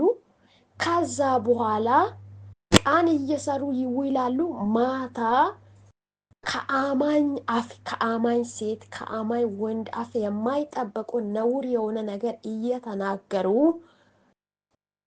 ዝሙት ነው ባሉት። በቃ እንደዚህ ራቆታችሁ የሚያድሩ ሰዎች አሉ። ከናንተ ይሄ አይጠበቅብኝ። አንድ ሴት አንድ ወንድን ካፈቀረች፣ አንድ ወንድ አንድ ሴትን ካፈቀራ በቅድስና በስነ ስርዓት መኖር መጠበቅ ነው። እስከምትገናኙ ቀን ድረስ በቅድስና ንግግራችሁ የተቀደሰ የጣፈጣ በጫው እንደተቀመመ እንደሚግል በቃ የእናንተ ንግግራችሁ በጫው እንደ ጫው በቃ የተቀመመ መሆን አለባችሁ። ስሙት። የብዙ ሂቶች የብዙ ወንዶች ትዳር በመሃላችሁ እየተፈራረሰ ያለ ምንድን ነው? 2-3 ቀን ተገናኘና ለአንቺ ልሙት ለአንተ ልሙት በዛ መካከል ትሄዳላችሁ። ከዛ 3 ወር 4 ወር አይቆይም ይፈረሳል የትዳር። በአንቺ የምትሄጂ አካሄድ፣ አንተ የምትሄዱ አካሄድ፣ አንተ የምታወራ ንግግር፣ አንቺ የምታወሪ ንግግር እግዚአብሔርን ደስ ካላሰኛ ይሄ ትዳር ምን አይነት ትዳር ነው? ምን አይነት ፍቅር ነው? ምን አይነት ሩጫችሁ ነው? እግዚአብሔር ደስ ይላል ወይ? አንድ ነገር ከመናገራችሁ በፊት ራሶቻችሁን ጠብቁ። አንድ ወንድና አንድ ሴት ከማጋባት በፊት ጓደኞች ናቸው፣ ፍቅረኛሞች ናቸው እንጂ ባልና ሚስት አይደሉም። ከተጋቡ በኋላ ነው የኔ ሚስት የኔ ባል የሚባለው። እስከምትጋቡ ድረስ ፍቅረኛሽ ነው። በቃ ፍቅረኛ ናት። ስለዚህ በቅድስና ተመላለስ ወንድሜ። አፍህ የተቀደሰ ይሁን፣ እንደፈለግ አታውራ። እግዚአብሔር ይቀይምሃል፣ እግዚአብሔር ይቆጣሃል። አፍህ የተቀደሰ እህት እንደፈለግሽ አትሁን። ራስሽን ሸፍኒ። ራስሽን በልክ ይሁን። የምታደርጉት ነገር ሁሉ በልክ ይሁን። አሁን ስልክ ተመቸን ብለን ከእናት ከአባት ተለይተናል፣ እኛን ማን ይቆጣጠራል ብለን እንደፈለገን መሆን የለበትም። በቅድስና መመላለስ። ሰው በማያይበት ቦታ እግዚአብሔር ያያችኋል። ያለ ቅድስና ከሆነ ሩጫችሁ ከንቱ ነው። ይህንን ነገር ይውቁ። ያለ ቅድስና ከሆነ ሩጫችሁ ከንቱ ነው። ይህንን ነገር ይውቁ። ክብር ለጌታ ለኢየሱስ ይሁን። ይውላችሁ አንደኛ ቆሮንቶስ ምዕራፍ 7ን በደንብ አንብቡ። ይውላችሁ ሐዋርያ ጳውሎስ ሲናገር አንድ ሰው ሳያገባ ከኖራ ይሄ ሰው ለምንም አያስብም። አታግቡ ለማለት አይደለም። እኔ ቃል የተናገረው እየተናገርኩ ነው። ያላገባ ሰው ጥቅሙ ምንድን ነው ሲባል ያላገባ ሰው እግዚአብሔርን እንዴት ደስ እንደሚያሰኝ ያስባል። እግዚአብሔርን እንዴት ደስ እንደሚያሰኝ ብቻ ለእግዚአብሔር ያስባል። ያገባችው ሴት ባሏን እንዴት ደስ እንደሚታሰኝ ታስባለች። ያገባ ወንድ ሚስቷን እንዴት ደስ እንደሚያሰኝ ያስባል። ለዛ ነው እንደኔ ብትኖሩ ያልኩት። ሐዋርያ ጳውሎስ ስላላገባ እንደኔ ብትኖሩ እንዴት መልካም ነው ይላል። ግን ካገባችሁ አንድ መለያየት እንደሌለበትም እዛ ቦታ በደንብ ይናገራል። ግን ይሄ ነገር የተናገርኩት ለምንድን ነው? ያላገባ ሰው እግዚአብሔርን እንዴት ደስ እንደሚያሰኝ ለእግዚአብሔር ብቻ ያስባል ካለ እናንተ በፍቅረኛሞች ጋር ሆናችሁም እግዚአብሔር በእኛ ትዳር እግዚአብሔር በእኛ ፍቅር መካከል ደስ እንዲል ደስ የሚልበትን ሩጫ እንሩጥ ብላችሁ ተመካከሩ። እንደ ሕፃናት አትሁኑ፣ ጠቢባን ሁኑ። በእግዚአብሔር ቃል የተቀመማችሁ ሁኑ። ቤተ ክርስቲያን ብቻ ደርሰን አይደለም ቅዱሳን፣ ሁሉ ቦታ ስሙት። አንደኛ ቆሮንቶስ ምዕራፍ 3 ቁጥር 16-17 ሲታነቡ እናንተ ቤተ መቅደስ ናቸው ይላል። ይሄንን ቤተ መቅደሱን የሚፈርስ ቢኖር እኔ እፈርሰዋለሁ ይላል። ደግሞ ቀጥሎ የእግዚአብሔር ቤተ መቅደስ የተቀደሰች ናት፣ ይሄን እናንተ ናቸው። የእግዚአብሔር ቤት ቅዱስ ነው፣ ያውም እናንተ ናቸው ይላል። ቅዱስ የሆነን ቤተ መቅደስን እርኩስ አታድርጉ። የእናንተ አፍ እርኩስ መሆን የለበትም። ልባችሁ እርኩስ መሆን የለበትም። አረማመዳችሁ፣ ንግግራችሁ እርኩስ መሆን የለበትም። እናንተ ለእግዚአብሔር ቤተ መቅደስ ናቸው። አንድ ሰው ቤተ መቅደስን ይተክላለሁ ከማለት በፊት ራሱ መሰራት አለበት። ለእግዚአብሔር ቤተ መቅደስ የኛ ልብ ለኛ ማንነት ነው። በእናንተ ውስጥ እግዚአብሔር ቁጭ ብሎ ነው ስራውን የሚሰራው። በአንቺ ውስጥ እግዚአብሔር ካረፋ በኋላ ነው። ካረፋ በኋላ ቤተ መቅደስሽ አድርጎ በአንቺ ውስጥ ካረፋ በኋላ በቃ ልጄን አገኘው ካለ በኋላ አንቺ ደግሞ ለብዙ ሰዎች ቤተ ክርስቲያንን ትሰራለሽ። ለብዙ ሰዎች ፈውስ ትሆናለሽ። የመፍትሄ ሰው ትሆናለሽ። መጀመሪያ እኛ መሰራት አለብን። ራሶቻችን ሳንሰራ በግብዝነት ተሞልተን የእግዚአብሔርን ቤት እንሰራለን ብንል ተውት። ይሄንን ሩጫ አቁሙ። እግዚአብሔር ደስ የሚል ሩጫ አይደለም፣ ለሰው ለመታየት ነው። በቃ ተውት። ስለዚህ እግዚአብሔር የሚወደውን ሩጫ በቅድስና እንድንኖር ዘንድ ለኔና ለእናንተ እግዚአብሔር ይርዳ። ተባረኩ። ወዳችኋለሁ። በዚህ አቁማለሁ። ስለ ቅድስና ብዙ ጊዜ እናያለን። ኢየሱስ ለዘላለም አለንጌታ ነው። በዚህ ብቻ አይቆምም። ሁል ጊዜ እናውራለን፣ ሁል ጊዜ። ምክንያቱም በየቀኑ በየደቂቃ ሊያሳስት ዲያብሎስ ሰይጣን ከእግዚአብሔር ሊለየን ስለሚመጣ እኛም በቃል ሁል ጊዜ እንቆማለን። ሁላችሁ እባካችሁ እህቶች፣ እባካችሁ በጌታ ፍቅር ልለምናችሁ፣ ወንድሞች እባካችሁ በእናንተ ልብ ውስጥ ወንድሞች ክፉ ሀሳብ አይኑር፣ ቁጣ አይኑር። ከለን ይበቅላሉ አትበሉ። እኔን እንደዚህ ካደረጋ አድርጋለሁ አትበሉ። ለሰደቡትን መልሳችሁ አትስደቡ። እባካችሁ የእግዚአብሔር የኢየሱስ ክርስቶስ መልክ ይኑራችሁ። አምሳይ ሁኑ። በቃ የኢየሱስ አምሳይ በቃ እሱ የዋቲውት እንዲሆና ታዛዥ እንዲሆና ዝቅ እንዳለ እናንተ ዝቅ ይበሉት። ራሶቻችሁን ግብዝ አታድርጉ። ከፍ አትሁኑ። ተዋረዱት። በቃ በሰው ፊት ተዋርዳችሁ በእግዚአብሔር ፊት መከበር ይበልጣል። ኢየሱስ ለዘላለም ጌታ ነው። እህቶች እባካችሁ እባካችሁ እግዚአብሔር የፈጠረ መልካችሁ ቆንጆና ውብ ነው። እባካችሁ ያልሆነውን ነገር በፊታችሁ ላይ አታድርጉ። እውላችሁ በፀጉራችሁ ላይ አትጨመሩ። እውላችሁ በአይኖቻችሁ ላይ ኩልን ምናምን ሜካፕ አታድርጉ። በአፋቻችሁ ላይ ቻፕስቲክ አታድርጉ። በጥፍሮቻችሁ ላይ ቀለም ደግሞ ሌላ ጥፍር መቀጠል ቶት እባካችሁ። ፈጣሪን መፍራት ማለት ፈጣሪ ያልን ብቻ ማድረግ ነው እንጂ ፈጣሪ በፈጠረው ማንነትሽ ላይ አስተያየት መጨመር አይደለም። እግዚአብሔርን መፍራት ቶት። ሱሪውን አትልበሱ። ለእግዚአብሔር የተቀደሳችሁ ነው። ዘማራን ብለን ማስታወሽ ይዘን መቆም ብቻ አይደለም። በሚዲያ ላይ ምን መሆን የለበትም። ይውላችሁ በስነ ስርዓት ሁኑ። በሁሉ ቦታ ኢየሱስዬን የሚሰሉ አለቀ። ስም ብቻ ይዘን አይደለም፣ በሁሉ ነገር በቃ ራሶቻችሁን ሻልሙ፣ ጉርዱን ሊበሱ፣ ቀምሱን ሊበሱ። በቃ እናንተን የሚወዳችሁ ወንዶች በእናንተ መልክ እግዚአብሔር በፈጠረ መልክ ከወደደ ይውደድ፣ ካልወደደ ይኖር። በእግዚአብሔር ፊት ተከብራችሁ መኖር ይበቃችኋል። ለሰው መታየት ነው ብዙ ነገር የምናደርገው። ለእግዚአብሔር ለመታየት ነው ቻፕስቲክ የምንቀባው? እስቲ ንገሩት እስቲ። ይሄ ሁሉ ነገር የምናደርገው እግዚአብሔር እንዲያይ ነው አይደለም፣ ለሰው ለመታየት ነው። ተውት፣ ይሄንን ተውት። እግዚአብሔር አልወደደም፣ ይሄንን አልወደደም። በቃ ይሄንን ዘመን እስቲ እዩ። ሰርተን በረከት የለም፣ ላፍተን ምንም የለም። ለምን? እኛ በራሳችን አስተያየት እየተራመደን ነው፣ በራሳችን ሀሳብ እየተራመደን ነው እንጂ የእግዚአብሔርን ቃል መቼ አደረገን? መቼ እንደዚህ የሚመክር ሽማግሌ ማን አለ? ፓስተር ማን አለ? ታልፋለህ፣ ትሻገራለህ። ማለፍ በዚህ ውስጥ ነው ያለ፣ በቅድስና ውስጥ ነው። እግዚአብሔርን በመፍራት ውስጥ ነው ማለፍ አለ። ይሄንን ቃል ሰምታችሁ ካላደረጋችሁ ማለፍ የለም። እንደዚህም ትኖራለች። ኢየሱስ ሲመጣ ፍርዱን እንቀበላለን። ታልፋለህ፣ ትሻገራለህ ሲባል እንዘላለን፣ አሜን እንላለን። ምን የት ነው የሚታልፈው? ከኢትዮጵያ ወደ አሜሪካ ቢትሄድ ምድር ነው። ሳውዝ አፍሪካ ቢትሄድ ምድር ነው። ዱባይ ቢትሄድ ምድር ነው።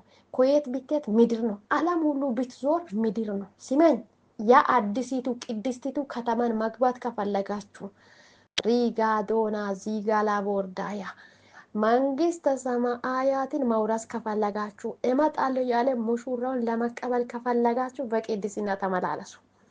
አገር ወደ አገር ለመዞር አልናፍቀኝም። ወንጌሉን ይዛችሁ ዞሩ። ኦኬ፣ ግን እየዞራችሁ እየሰበካችሁ እናንተን በዛ ቁሙ። ለሰው መናገር አይደለም። ተቀደስ ብላችሁ እናንተ እርኩሳን መሆን የለበትም። ተቀደስ ብለሽ ዘምረሽ በእርኩስና መመላለስ አይደለም። አንቺም አድርግ ነው። በዛ ቁም ነው። በዛ ቁሙ ነው። ሲሞት አሁን እኛ ብዙ ሀገር አሜሪካን የሌላ ሀገር ለማሄድ እናፍቃለን አይደል? ብር ብኖር ሁሉ ነገር ቢሳካ እንላ አይደል? ሰማዩን መግባት ምን ማድረግ አለበት? ሙሽራውን ለመቀበል ምን ማድረግ አለበት? በዘላለም ቤት ላይ አሪፌ ለመኖር ምን ማድረግ አለበት? ቃሉ ምን አላ?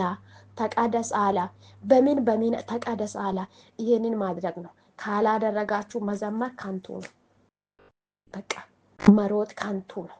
ከልጅነት እስከ ሽምግልና ድረስ ብታገለግሉን ከንቱ ነው። እግዚአብሔር ቃል የሚለውን ካላደረገን ምንም ነገር የለም። ተባረኩ። እግዚአብሔር ዘመኖቻችሁን አብዝቶ ይባርካችሁ። ስለዚህ በቅድስና ሰው የሚያይበት በማያይበት እግዚአብሔር ያያል። የእግዚአብሔር ዓይን ሁል ጊዜ በእኛ ላይ ነው። ሲሙት በእኛ ላይ ነው፣ በእኛ ላይ ነው።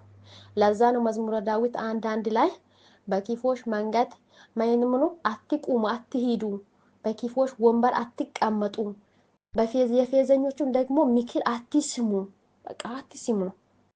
አንድ ሰው በክፉ መንገድ የሚራመድ ከሆነ ምከር፣ እምቢ ካለ አንተ ተለይ። አብራ መኖር መቀጠል የለበትም። ለምን? እንደሱ ትሆናለህ፣ ትመለሳለህ። ላቦራ ዚጋና ማይሌፋኖስ ቅዱሳን እውላችሁ እባካችሁ ጌታችን ኢየሱስ አንቺን ፈጥሮ አንቺን ማጣት አለብሽ? ስላንቺ ሞቶ ስላንቺ ተሰቅሎ ስላንተ ተሰቅሎ ስላንተ ተዋርዶ ጌታ ሆኖ ሳለ ክብሩን ትቶ ከሰማይ ወርዶ ራሱን ዝቅ አድርጎ እኔን ማጣት አለበት?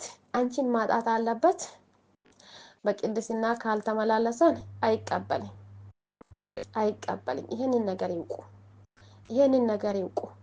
ማንንም ፈርታችሁ አይደለም፣ ሕያው ኢየሱስን ፈርታችሁ ቃል የሚሉን አድርጉ።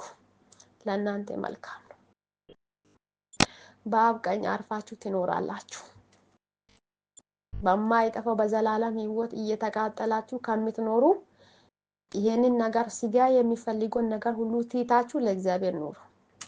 ስጋ ሲጀመር ሁሉንም ይወዳል። ስረቅ ይላል፣ ዝሙት ስራ ይላል፣ ውሸት ተናገር ይላል። ወንድም ሀብታም ከሆነ የወንድሙን ንብረት ለመውሰድ ወንድምን ግደል ይላል እና ቁንጣ ለብሳ ተራመድ ይላል። የፈለግከውን ነገር አድርግ ይላል። ለምን? ስጋ በዚህ ምድር ስለሚቀር ህይወቷ ግን ወደ አብ ስለምትሄድ ቅድስናን ትፈልጋለች። ለእግዚአብሔር ተለይታ መኖሩን ትፈልጋለች። አይ ቅዱሳን አንሳሳት። እግዚአብሔር እንደሚለው እንኖር። ኢየሱስ ለዘለዓለም ጌታ ነው። በቅድስና ከተመላለሰን ነው አብ አባት በላይ በሰማይ ሆኖ ደስ የሚለው ልጅን አገኘው የሚለው ለዛ ነው። የእናንተ ዝማሬ በእግዚአብሔር ፊት ያማረ መስዋዕት እንዲሆን ከፈለጋችሁ በሁሉ ለእግዚአብሔር ተገዙ። የእናንተ ሩጫችሁ በእግዚአብሔር ፊት ያማረ እንዲሆን ከፈለጋችሁ እግዚአብሔርን ደስ የሚያሰኝ እንዲሆን ከፈለጋችሁ በሁሉ እግዚአብሔርን መስሉ፣ በቅድስና ተመላለሱ።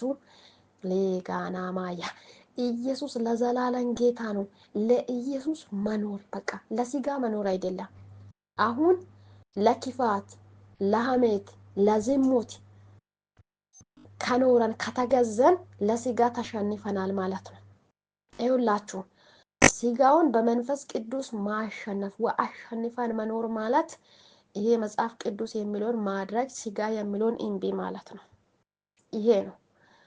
ይሁላችሁ ኢየሱስ ለዘላለም ጌታ ነው። መንፈስ ቅዱስ በእኛ ውስጥ አቅም አድርጎ የሚሰራው እኛ ቦታ ስንሰጥ ነው። ለሱ ተሰጥተን ይኸው ስረኝ፣ እኔ በአንተ እጅ ላይ ነኝ፣ እንዳደረግ ይሆናለሁ፣ እንደፈለክ አድርገኝ፣ እኔ በአንተ እጅ ነኝ ብለን የስጋዊን ሀሳብ እምቢ ብለን በሱ ፊት ተዋርደን ከኖረን ከቀጠለን መንፈስ ቅዱስ በእኛ ላይ ይነግሳል። ስጋውን ይገድላልና እሱ በቃ አሸናፊ ሆኖ እናንተን ወደ እውነቱ ይመራል። ኢየሱስ ክርስቶስ ሐዋርያት ሥራ ምዕራፍ 1 ላይ ሲናገር እስከ 50ኛ ቀን ምን ሆኖ ጠብቁ በኢየሩሳሌም ላይ ያ እውነቱ ኃይሉ ሲወርድ ወደ እውነት ይመራችኋል ነው ያለ። ወደ ውሸት አይደለም።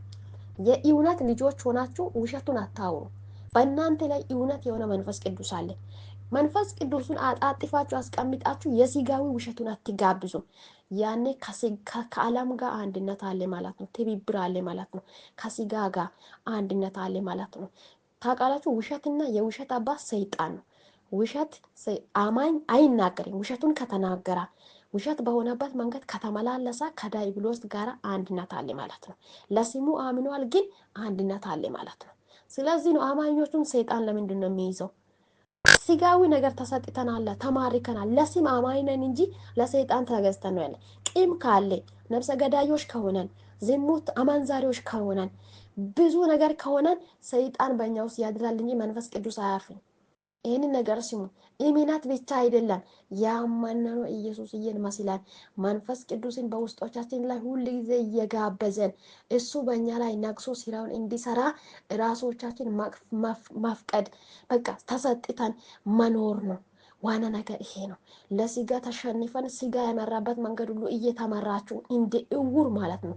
እውር እውሩን ቢመራ ወደ ጉድጓድ ነው የሚገባው። ስለዚህ እውሮች አትሁኑ፣ ንቁ፣ ንቁ። በመንፈስ ቅዱስ ጠንክሩ። መንፈስ ቅዱስን በውስጦቻችሁ ላይ ጋብዙ። ወደ እውነት ይመራችኋል። ተባረኩ። ወዳችኋለሁ። ኢየሱስ ለዘላለም ጌታ ነው። በቅድስና እንኑር። ተባረኩ።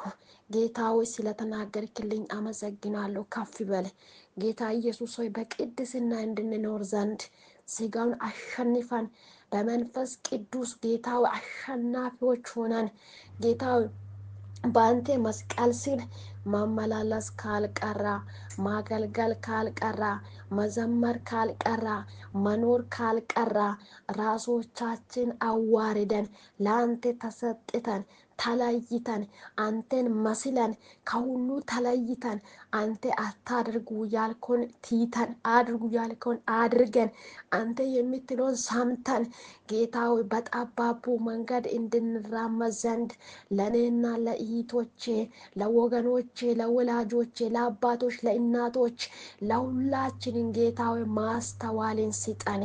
ጌታዊ ማስተዋልን ስጠን። ቃሉን መስማት አይደለም ሰምተን ማሰላሰል፣ ማሰብ፣ ማድረግ፣ መኖር እንድንችል ጌታ እርዳን። አንተ አቅም ሆንልን። እኛ የለበስነው ስጋ ነው ያለነው ዓለም ላይ ነው። ጌታው ሊያሳስተን እግር በእግር የሚከታተል የአውሬ ጠላት አለ። ጌታው ለሱ ተሸንፈን አይደለም፣ እጅ ሰጥተን አይደለም፣ የአንተን ብቻ ለስሙ አምነን ከሰይጣን ከዳይብሮስ ከጨለማ ጋራ ትብብር አድርገን መኖር አይደለም። ለሁለት ጌቶች መገዛት የሚችል ባሪያ የለም። አንዱን ይመርጣል፣ አንዱን ይጥላል ብለ በቃል እንደተናገርክ ለአንቴና ለዓለም ተገዝተን መኖር አልችልም። ለመንፈስ ቅዱስና ለስጋ መኖር አንችልም። ወይ የስጋውን ጥለን ለመንፈስ ቅዱስ ወይ መንፈስ ቅዱስ ትተን ለስጋ። ይሄ ነው አማራጫችን። በሁለት መካከል መኖር አንችልም። እንደዚህ ከሆነን ወይ በስጋ አልተጨመረን ወይ በመንፈስ ቅዱስ አልተጨመረንም። እንደዚህ የሆነ ዘመናችን ያልቃል። በመጨረሻ ጊዜ የሚጠብቀን እሳት ነው የሚሆነው። እባክህ ጌታ አሁን በአሁኑ ቀጥለን አሰላስለን ለካ እግዚአብሔር በእኔ ላይ የፈጠረው አካላት ለአስተያየት እየጨመርኩ ነው። እግዚአብሔር አታድርግ ያለው ነገር እያደረግኩ ነው። አድርግ ያለውን መቼ አደረግኩ? ለካ እኔ መዝሙር ብቻ አይደለም፣ መስበክ ብቻ አይደለም፣ ቤተ ክርስቲያንን መምራት ብቻ አይደለም፣ ፓስተሮኜ ነቢይ ተብዬ መጠራት ብቻ አይደለም። ቃሉን ካላደረግኩ ሩጫ ሁሉ ከንቱ እንደሆነ አሁን ተረድቻለሁ ብለን እንድንመለስ ዘንድ ጌታ ማስተዋልን ስጠን። ጌታዊ ማስተዋልን ስጠን። በዚህ እውነት ላይ ቆመን እንድንኖር እንድንራመድ ዘንድ እርዳን። አልባል አትለይ። ስለተናገርክልኝ እናመሰግናለን። ተባረክ። ያሳለፍኩትን ይቅር በል።